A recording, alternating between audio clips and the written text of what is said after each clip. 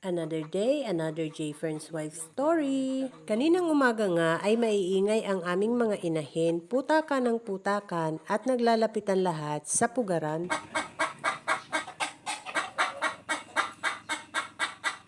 At maya-maya nga, sumampa na sa pugad ang aming sweater broodhen. Mukhang iitlog na nga. Sana magitlogan na rin ulit ang mga broodhen na nandito sa aming backyard. Itong ibang mga broodhen ay pasilip-silip lang lagi sa pugad. Hindi pa sila sumasampa. At iyan, pagkatapos sumilip sa pugad, putak na ng putak ang iingay nila.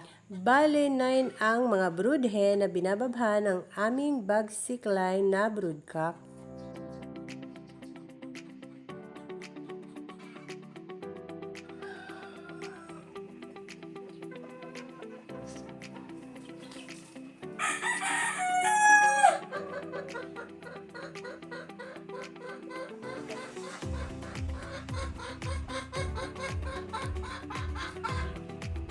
Nakakak na lahat.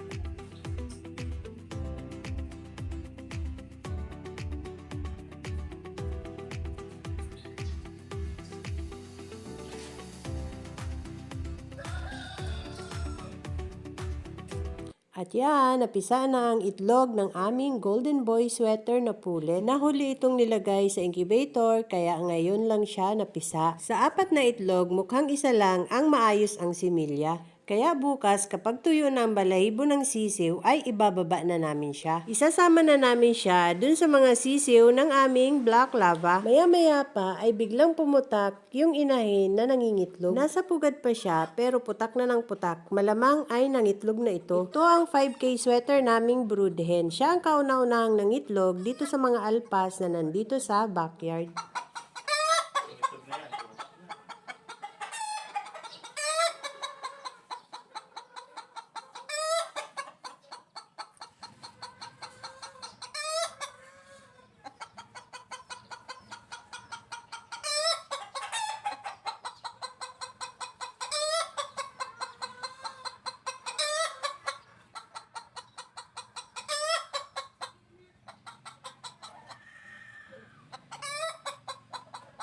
Hinihintay ko siyang bumaba para makita ko kung may itlog nga. At yan na nga, dahan-dahan na siyang tumayo at bumaba na ng pugad.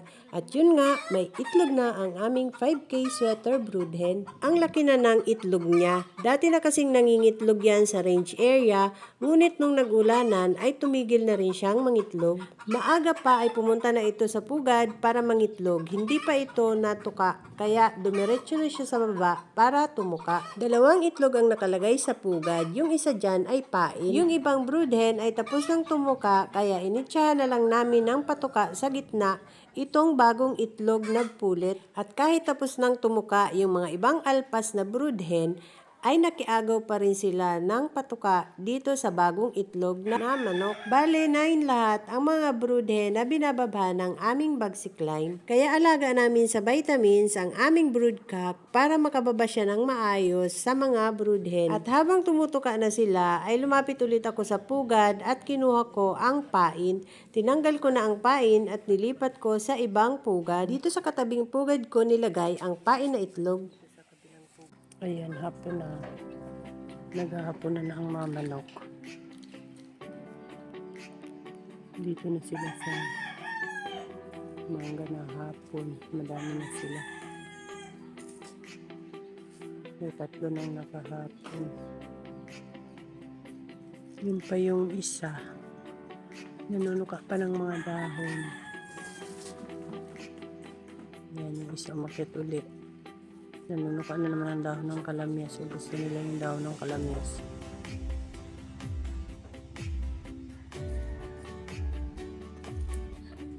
Yung 3. Yung iba dito naman sa Calamantores na hapon.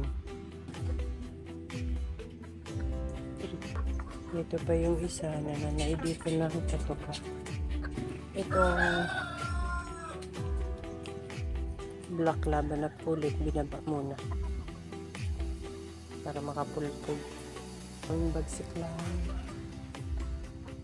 Ayun, 2 ARN. That's all guys. Thank you so much for watching. Please like, share, and follow for more. Bye!